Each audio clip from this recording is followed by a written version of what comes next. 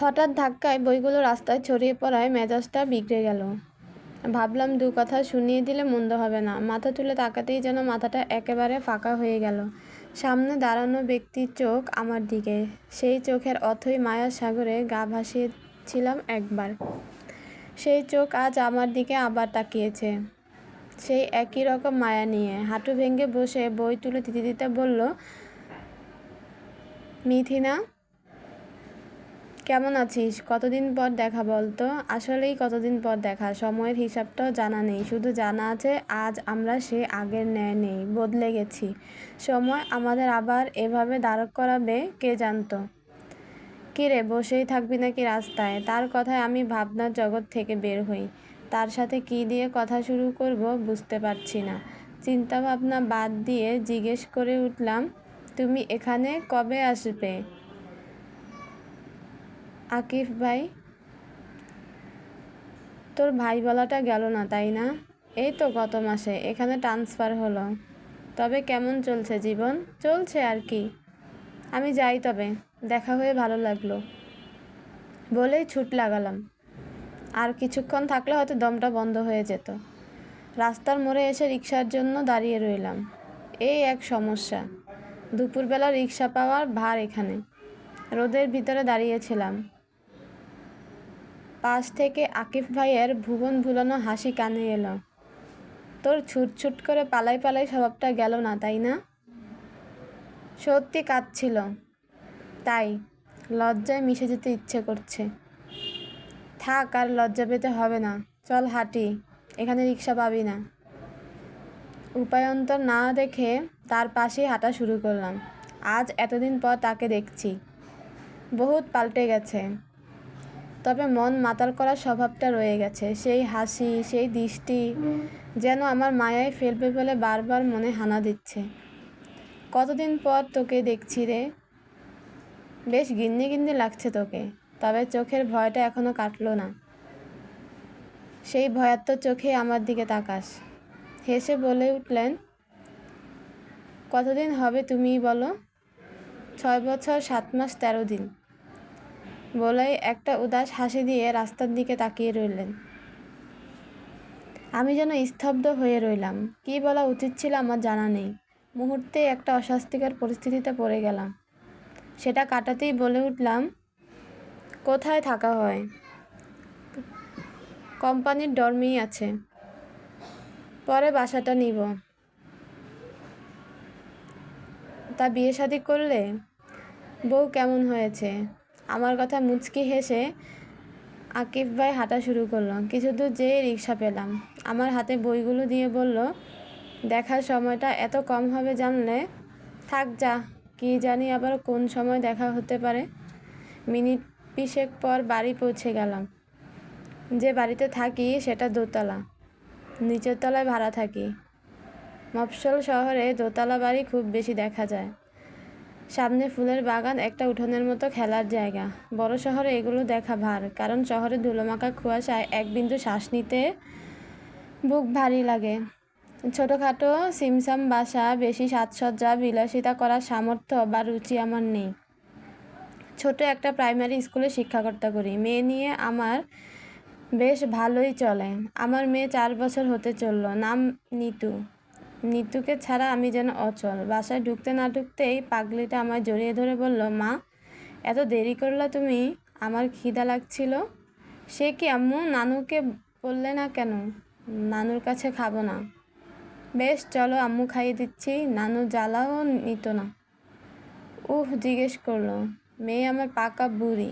মাঝে মাঝে মনে হয় আমি তার মা, না সে আমার মা। বাড়িতে আমরা 3 জন প্রাণীই থাকি, মা, আমি আর নিতু।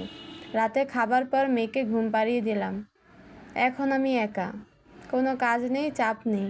এই সময়টা নিতান্ত একার। এই সময় বই পড়েই কাটাই। একটা পছন্দের বই হাতে নিলাম, একা একা, হুমায়ুন আহমেদ।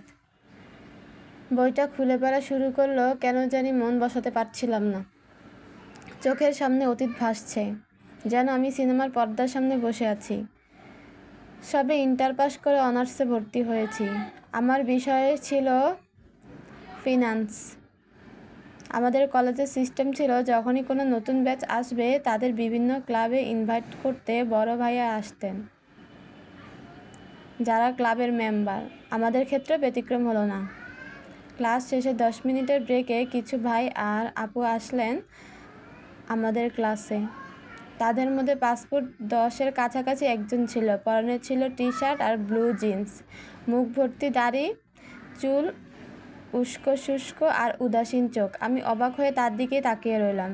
সেখানে কোনো নির্দিষ্ট ব্যাচ ছিল না, তাই তার ব্যাচ আন্দাজ করতে পারছিলাম না। মনে মনে ভাবছিলাম, আচ্ছা, অনার্সে উঠলে বুঝি মানুষ এমন হয়ে যায়। আফসারার ধাক্কায় হুঁশ ফিরল। কী রে, জয়েন করবি নাকি? আব্বু দিবে তোর মনে হয়? তুই তো ভালো গান গাস, চল না, একটা ভালো স্টেজ পাবি। থাক না, হুদাই কেন। আফসারা আর ঘ্যান ঘ্যান করলো না। ক্লাস শেষে যখন বের হলো, কিছু ভাই আবার এলেন আমাদের নবীনবরণে আমন্ত্রণ করতে। বুঝতে পারলাম উনি আমাদেরই ডিপার্টমেন্টের। একটা ফিনান্সের ছেলে আমার থিয়েটারও করে যেন অবাক করে দিয়েছিল আমায়। অনুষ্ঠানে আমি আর আফসারা সবার আগে হাজির, নিজের প্রথম নবীনবরণ বলে কথা। ওমা, উপস্থাপনায় যে আছেন সে আর কেউ না, উনি। কিন্তু এখন আর তাকে জঙ্গলি লাগছে না। ক্লিন শেভ, আকাশি পাঞ্জাবি, যার হাতা কনুই অবধি তোলা, ব্লু জিন্স, চুলগুলো কপালে ফেলে রেখেছে। আমার বুকে বারবার টিপ টিপ করছে। বুঝতে পারছি প্রেমে পড়েছি। তখন তার নাম জানতে পারলাম, আকিফ। আমাদের ডিপার্টমেন্টের 3য় বর্ষে। পুরা 4 ঘন্টার অনুষ্ঠানে আমি শুধু তাকেই দেখে গেছি। যখন আমাকে ফুলের তোড়া দেওয়ার জন্য ডাকা হলো, আমার কানে যেন নাম ঢুকানোই ছিল না। আফসারার ধাক্কায় হুঁশ ফিরল। স্টেজে উঠতে গেলে আকিফ ভাই আমাকে দেখে মুচকি হেসে তোড়াটা এগিয়ে দিল। ওনার হাসিটা যেন তীরের মতো বুকে যেয়ে লেগেছিল। এরপর থেকে শুরু হলো আমার ওনারে লুকিয়ে লুকিয়ে দেখা। ওনার সাথে প্রতি শুক্রবার দেখা হবে বিদায় থিয়েটারেও যোগ দিলাম। বাবার কাছে বকুনি কম খেতে হয়নি। ক্লাস শেষে ওনাকে দেখা, ওনাকে ক্লাসের সামনে ঘুরঘুর করা, কোনো কাজে জুনিয়র ডাকলেই দৌড়ে যাওয়া, এগুলো যেন নিত্যদিনের কাজ ছিল। এটা আফসারার চোখ এড়ালো না। আমাকে শুধু খোঁচা দিত ওনার সামনে আর বলতো, দেখ তোর হিরো চলে এসেছে। দেখতে দেখতে 2 বছর কেটে গেল। ওনার প্রতি একপক্ষিক প্রেম আমার রয়েই গেল। সাহস করে কখনো বলা হলো না। আমি তখন 3য় বর্ষে। কিছু দিন পর আকিফ ভাইয়া বের হয়ে যাবেন। আমার মন এমনিতেই খারাপ থাকতো। সেদিন দিনটা ছিল 12ই জুলাই, শনিবার থাকায় কলেজে যেতে হয়নি। সকাল সকাল আফসারা এসে হাজির। আমাকে বলল, মিথুই, তাড়াতাড়ি রেডি হয়ে নে, আকিফ ভাই আমাদের খেতে নিয়ে যাবে। বাবা যেতে দেবে না রে। দেখ, উনি কিন্তু বেশি দিন থাকবে না। এই সুযোগ মনের কথাটা বলে দে, না হলে পরে পস্তাবি। ভেবে দেখলাম আসলেই উনি চলে গেলে আর ফিরে পাবো না তাকে। অমনি উঠে একটা নীল শাড়ি পরে বের হলাম। চুল আমার বরাবরই ছোট, তাই অহেতুক আটকাতে গেলাম না। রেডি হয়ে যখন জিজ্ঞেস করলাম আফসারাকে কেমন লাগছে আমায়, উত্তরে বলল, আজকে আকিফ ভাই চোখ ফেরাতে পারবে না, দেখিস। ওখানে আমরা একা ছিলাম না, প্রায় 6-7 জনের একটা টিম নিয়ে এসেছিল আকিফ ভাই। পরনে সাদা পাঞ্জাবি, কালো জিন্স, শ্যামলা রঙের। এত মানিয়েছে। আমাকে দেখে মুচকে হাসি দিয়ে এগিয়ে আসলেন। ওখানে সবাই তার প্রিয় জুনিয়র। খাওয়া দাওয়া শেষ করে নদীর পাড়ে গেলাম ঘুরতে। নদীর পাড়ে বেশ ভালো লেগেছিল। বাতাসে চুল উঠছিল, মনে একটা ভয়ও ছিল। এত মানুষের মাঝে কিভাবে তাকে বলি। সন্ধ্যার দিকে যখন সবাই বাড়ি যেতে লাগলাম, মনটা খারাপ লাগছিল। বারবার মনে হচ্ছিল, ইস, আমার প্রেমটা অসম্পূর্ণ থেকে যাবে। যতবার বলতে চেয়েছি বলা হয়ে ওঠেনি। চলেই যাচ্ছিলাম। মতো একটু দাঁড়াবি? হুম বললেন ভাই। কবে থেকে জানি না, তবে যেদিন প্রথম দেখেছিলাম সেদিন তোর গোল গোল চোখে হারিয়েছিলাম। ক্লাসে শুধু তোর দিকেই চোখ আটকে ছিল। হার্টবিট যেন এত জোরে হয় সেদিন বুঝতে পারছিলাম। সেদিন দ্বিতীয়বার তাকে দেখার জন্য আবার তোদের ক্লাসে যাই। তুই যখন থিয়েটারে জয়েন করেছিলি আমি যেন চাঁদ পাবার মতো খুশি হয়েছিলাম। বুঝতে পারলাম এই পিচ্চির প্রেমে পড়েছি। একে ছাড়া আমার চলে না। কাজ শেষে তোর প্র্যাকটিসে বসে থাকতাম যাতে তোর গান শুনতে পারি। অন্য অনেকে থাকলেও তোর সাথে আবৃত্তি করতে চাইতাম। বারবার তোকে বলতে চাইতাম, ভয় হতো তুই যদি মানা করে দিস। আমায় দেখলে তো ছুট ছুট করে পালাই পালাই করতি।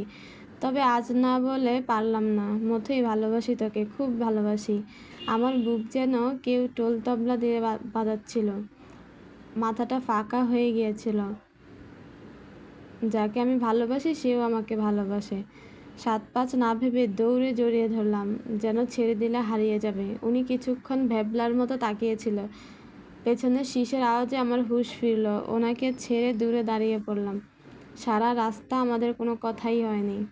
বাসার সামনে এসে যখন ভেতরে যাচ্ছিলাম, উনি হাতটা টেনে ধরলেন। পিছনে ফিরতেই উনি কাছে টেনে নিলেন আমায়। পরশু চলে আসিস। একটা চাকরির ব্যবস্থা না করে এখানে আসা যাবে না। জানি না কতদিন লাগবে, তবে আমি খুব তাড়াতাড়ি ফিরে আসব।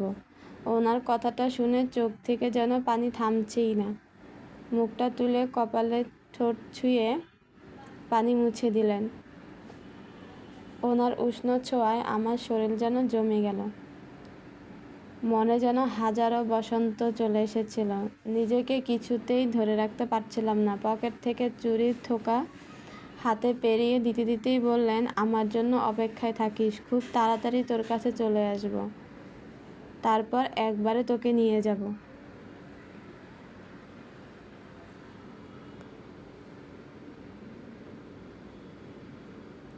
তার ঠোঁটের উষ্ণ ছোঁয়াটাই ছিল তার প্রথম এবং শেষ ছোঁয়া। তার ছোঁয়া যেন মাতাল হয়ে গিয়েছিল আমার মন। তার দেওয়া চুড়িগুলো এখনও সামলে রেখেছি। একদিন পর ঢাকা পাড়ি দিয়ে আকিফ ভাই স্বপ্ন কুড়াতে আমার কাছ থেকে যায় তার স্মৃতি। মাঝে মাঝে গোলযোগ হতো, সময় যেতে থাকে। বেচারা তোড়জোড় শুরু করে দেয় চাকরির, সাথে MBA পড়াশোনাও চালিয়ে যায়। 3-4 মাস যেতে না যেতে আমার বিয়ে তোড়জোড় শুরু করেন বাবা। তার মুখের ওপর কথা বলার সাহস না আমার ছিল না মায়ের। আকিফ ভাইকে জানালাম, তিনি জানালেন, মথুই আমাকে একটু সময় দে। এই সময় আমার হাত দুটো বাঁধা। একটা চাকরির ব্যবস্থা হলে আমি তোর বাবার কাছে সম্বন্ধ নিয়ে যাচ্ছি। আকিফ ভাই, বাবা শুনবেন না, একটু চেষ্টা করো। বাবাকে অনেক সাহস করে বলেছিলাম, বিনিময়ে আমার ঘর থেকে বের হওয়া বন্ধ করে দিলেন। এক প্রখ্যাত ডাক্তার, টাকা পয়সার অভাব নেই এমন ছেলেকে বেছে নিলেন আমার জন্য। আকিফ ভাইকে যে জানাবো সেটাও হয়ে উঠল না। খুব দ্রুত আমার বিয়ে দিয়ে দিলেন। আফসারাকে বলেছিলাম যাতে আকিফ ভাইকে জানিয়ে দেয়। আকিফ ভাই আফসার মাধ্যমে জানিয়েছিল। আমি কি তার সাথে পালিয়ে যাব কিনা। বাবার সম্মানের খাতিরে ফিরিয়ে দিয়েছিলাম। লোকটা সেদিন কেঁদেছিল প্রচুর। পুরুষ মানুষ নাকি সহজে কাঁদে না, কিন্তু কষ্ট পেলে নাকি খুব কাঁদে। বিয়ের পর আমার নতুন জীবন শুরু হলো। আমার স্বামী নিতুর বাবা ছিলেন প্রখ্যাত ডাক্তার। টাকা পয়সার কোনো অভাব রাখেনি তিনি। অভাব ছিল সম্মানে। নিজেকে যেন পতিতালয়ের প্রসিকিউটর মনে হতো। আমার শরীরের দাম, আমার মনের দাম যে টের বেশি ছিল তার কাছে। শরীরের দাগগুলো তার প্রমাণিত। 2 বছর হয়ে গেল যাবার পরও বাচ্চা হচ্ছে না বলে ওনার আর ওনার পরিবারের মানুষের ক্ষোভ বাড়তে থাকে। তারা আমাকে বাজা বলে সম্বোধন করতে থাকে। একসময় জানতে পারলাম ওনার নার্সের সাথে অবৈধ সম্পর্ক আছে। আর মাটি আঁকড়ে থাকতে পারলাম না। 2 পরিবারের সাথে কথা বলে ডিভোর্স ফাইল করলাম। সেদিন জানতে পারি আমি একা নই, একটা জান ভেতরে আছে। ওনাদের জানালাম না, হয়তো জানলে ডিভোর্স হতো না। তবে ওই লোকটার সাথে আমার সংসার করার ইচ্ছে ছিল না। বাচ্চাটাকে আমি শেষ করতে পারলাম না তো আমারই অংশ।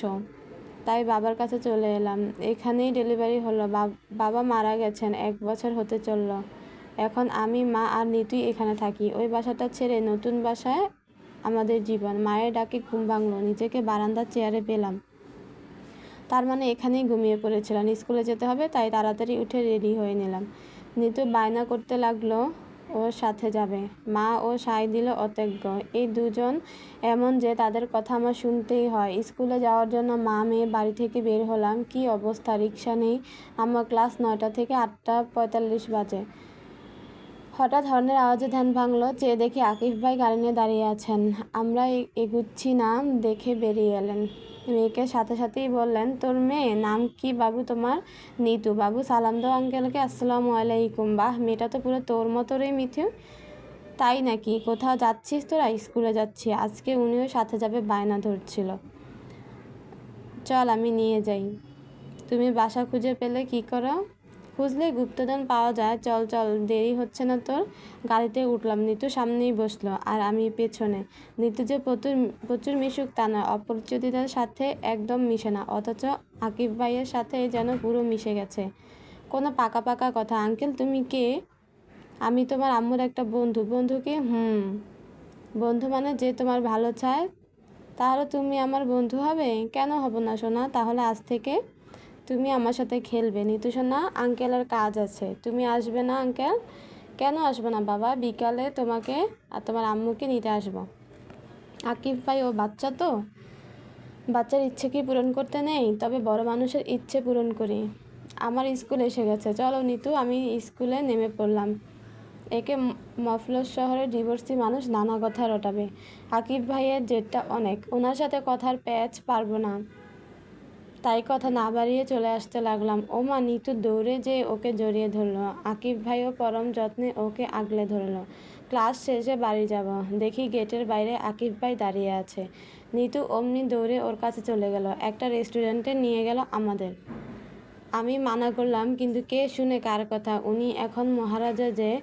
নিতু প্রজন্মে খেলতে লাগলো। এই ফাঁকে আমি কথা পারলাম, আকিব ভাই আমি কিন্তু বিবাহিত, একটা মেয়ে আছে, তো ডিভোর্স হয়ে গেছে। সময় সবাইকে দ্বিতীয় সুযোগ দেও না মিঠু। আমাকে দিয়েছে, এত সহজে এবার হার মানছি না। ওনার কথা সাথে সাথে পেরে উঠবো না জানি, তাই চুপ করে গেলাম। তখন আকিব ভাই প্রশ্ন করে উঠলেন, নিতুর বাবা জানে? জানে, কিন্তু ততদিন সে বিয়ে করে ফেলেছিলেন, তাই চাইলেও মেয়েকে নিতে পারেননি। আর সত্য বলতে সেও আমার প্রতি মোহ হারিয়েছিল। কথা বলতে বলতে খাবার চলে আসলো।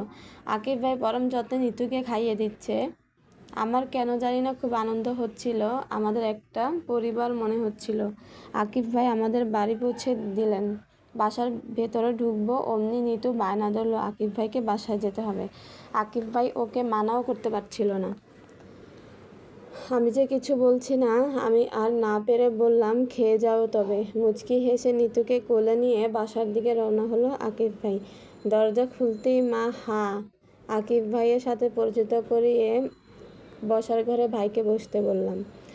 চলে গেলাম রান্নাঘরে। খোপাটা বেঁধে আলু ডাল চড়িয়ে দিলাম। আকিব ভাই একেবারে মাছে ভাতে বাঙালি, তার ভর্তা ডাল খুব পছন্দ, তাই দেরি না করে রান্না করতে লাগলাম। কিছুক্ষণ পর মা এলো। বুঝতে পারছিলাম তার মনে অনেক প্রশ্ন। ছেলেটা কি ওই ছেলেটাই? কোন ছেলে মা, যাকে তুই ভালোবাসতি? মা, সে। তুই কি আবার? মা, রান্না করছি। আকাশ কুসুম চিন্তা বাদ দেওয়াই বলেই রান্নায় মনোযোগ দিলাম। মা আর কিছু বলল না। সে তো মা, সেও তো চায় যাতে আমি সুখী হই, কিন্তু সুখী হওয়া যে খুব কঠিন। রান্না শেষে বসার ঘরে যেয়ে দেখলাম আকিব ভাই দিব্যি নিতুর সাথে খেলছেন। যে দুজনের উদ্দেশ্যে বললাম, শুধু কি খেলবে নাকি খাওয়া দাওয়াও করা হবে? চলো মামনি, নয়তো তোমার আম্মু আবার রেগে যাবে কি এমন বলল। মেয়ে আমার হেসেই খুন। আজ এতদিন পর মানুষটাকে নিজ হাতে রান্না করে খাওয়াচ্ছি ভেবে যেন তৃপ্তি লাগছে। সে তৃপ্তি করে খাচ্ছে আর আমাকে খেতে ইশারা করছে। আমার উনাকে খেতে দেখেই পেট ভরে গেছে। খাওয়া দাওয়ার পর আকিব ভাই ডর্মে ফিরে যান। নিতুর সাথে ওনার বেশ খাতির রয়েছে, তাই উনি এসেই নিতুর সাথে দেখা করে যেতেন। আমারও ভালো লাগতো ওনার সাথে সময় কাটাতে। মার সাথেও বেশ ভালো খাতির হয়েছে। মা অবশ্য আমাকে আবার নতুন করে সব সাজাতে বলছে, কিন্তু আমি চাই না মানুষটার জীবন আমার জন্য থেমে থাকুক। উনি ওনার জীবনে সুখী হোক, এটাই আমার চাওয়া। কয়েকদিন পর এক রাতে হঠাৎ ঘুম ভাঙলে খেয়াল করলাম নিতু কাঁপছে। মাথায় হাত দিতেই আঁতকে উঠলাম। প্রচুর জ্বর নিয়ে মেয়ে আমার পড়ে রয়েছে। ঘড়ির দিকে তাকাতেই দেখি 2টা 41 বাজে। এত রাতে আমি কী করবো মাথা কাজ করছিল না। মা আমাকে চিন্তিত দেখে বলল, আকিফকে একটা ফোন দে, এত রাতে ওনাকে জ্বালানোর মানে নেই। মেয়েটার জ্বর, কাঁপছে, তোর বাবাও নেই, এ রাতে তুই কী করবি? ঠিকই তো, শত হোক, আমি একা এ রাত্রে কীভাবে কী করব? তাই ভাবনা চিন্তা জলাঞ্জলি দিয়ে আকিব ভাইকে ফোন করলাম। বোঝাই যাচ্ছিল গভীর ঘুম ছিল বেচারার। 15 মিনিটের মধ্যে গাড়ি নিয়ে চলে আসলো। নিতু নিউমোনিয়া হয়েছিল। পাক্কা 15টা দিন মেয়েটা আমার সাথে হাসপাতালে ছিল। এ 15টা দিন আকিব ভাই হাসপাতালে ছিলেন আমার সাথে। একজন বাবার মতো নিতুকে আগলে রেখেছিলেন। আমারও কেন জানি না খুব স্বার্থপর হতে ইচ্ছে করছিল, কিন্তু মস্তিষ্ক মনকে হারিয়ে ফেলে দেয় সব সময়। নিথু এখন সুস্থ, বাড়ি নিয়ে এসেছি। আজ স্কুলে আসলাম অনেক দিন পর। ভালো লাগছে। সকাল থেকে গুটি গুটি বৃষ্টি কখন যে ঝুম করে নামবে তার ঠিক নেই। বর্ষাকালে মফস্বল শহরে সত্যি খুব ভালো লাগে। গাড়ি ঘোড়া কম, মাটির উষ্ণ গন্ধ মাতাল করে দেয়। ক্লাস শেষে বের হতেই ঝুম বৃষ্টি। কোথায় একটা রিক্সা পাবো তাও হচ্ছে না। অতজ্ঞ ছাতিটা নিয়ে দাঁড়িয়ে রইলাম। খুব ইচ্ছে করছিল আজ মন খুলে বৃষ্টি জড়িয়ে নিব। এই সুযোগটা না জানি কবে পাই। ছাতাটা ফেলে ভিজতে লাগলাম, যেন কৈশোরে ফিরে যাচ্ছি আমি। আজই ঝরঝরে মুখে বদলে দিল, এই গানটা যেন একদম মিলে গেল। মুখে বৃষ্টি না পড়ায় চোখ খুলে তাকায়, আকিব ভাই ছাতা আমার উপরে দাঁড়িয়ে আছেন। ভেজা কাকের মতো লাগছে তাকে। তাকে দেখে বললাম, জ্বর আসবে তো? আমার এত সহজে কিচ্ছু হবে না, হয়েছে, আর ভিজবো না। অনেক ভিজছ, চলো বাড়ি। অনেক জিদ করে হার মেনে নিলাম। লোক যা বলে তাই।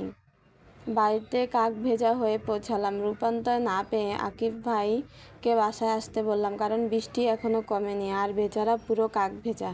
তাকে গেস্ট রুমে তাওয়াল আর বাবার পুরনো পাঞ্জাবি পাজামা দিয়ে বললাম যাতে গোসল করে নেয়। নিতু ঘুমাচ্ছে আর আমার মা সাথে শুয়ে আছে বলে তাদের ডাকলাম না। আলমারি থেকে সাদা কালো শাড়িটা বের করে পরে ফ্রেশ হয়ে নিলাম। ওনার রুমে যেতেই দেখি মাত্র শাওয়ার নিয়ে বের হচ্ছেন, মাথা থেকে পানি পড়ছে। আমি ইশারা করলাম যাতে সে বসে, আর তাওয়ালটা দিয়ে তার মাথাটা মুছতে লাগলাম। মাথা মুছতে মুছতে বসে উঠলাম। একটা বিয়ে করলে তো পারো। আকিব ভাই মুচকি হেসে উত্তর দিলেন, মন তো করে, কাউকে দিয়ে দিয়েছি, এখন শরীরটা অন্য কাউকে দিয়ে কী লাভ বল? আমি যে কবেই তার হয়ে গেছি। সে জ্যোৎস্না হয়ে আমার জীবনে এসেছিল বলেই উঠে দাঁড়ালেন। ব্যাগ থেকে একটা শাড়ি বের করে আমার হাতে দিয়ে আবার বললেন, এই শাড়িটা আমার প্রথম বেতন দিয়ে কিনেছিলাম, কিন্তু দেওয়ার মানুষটা তখন অন্য কারো হয়ে গিয়েছিল। আজ আবার তাকে পেলাম, এবার আর হারাতে দিচ্ছি না বলেই আমার জড়িয়ে ধরলেন।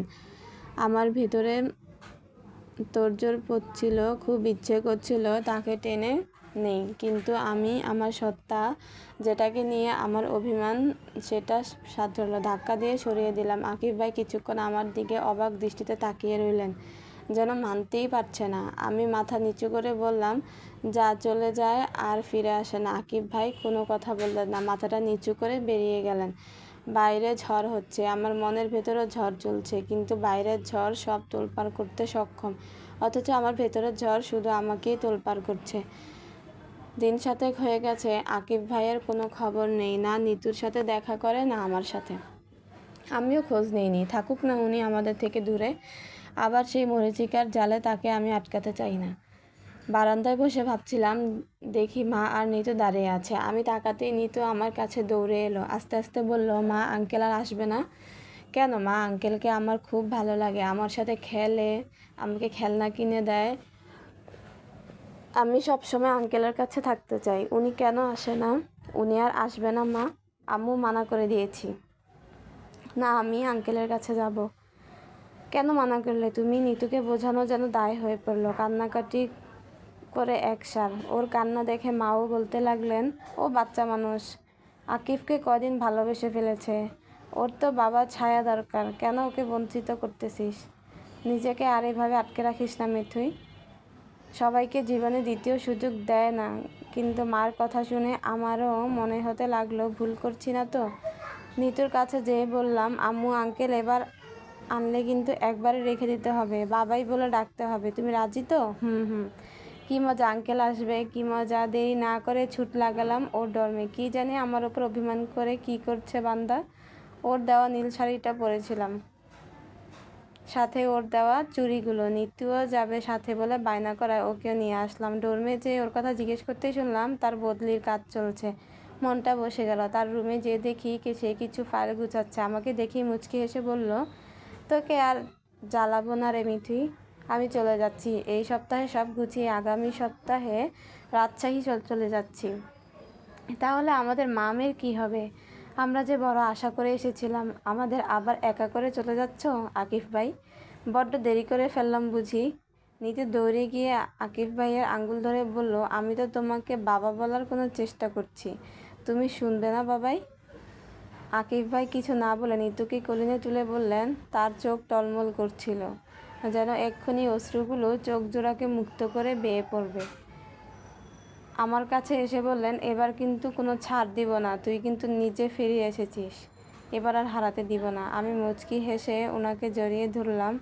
আমার জীবনেও বসন্ত এলো, যার অপেক্ষা না জানি কত বছর ছিলাম।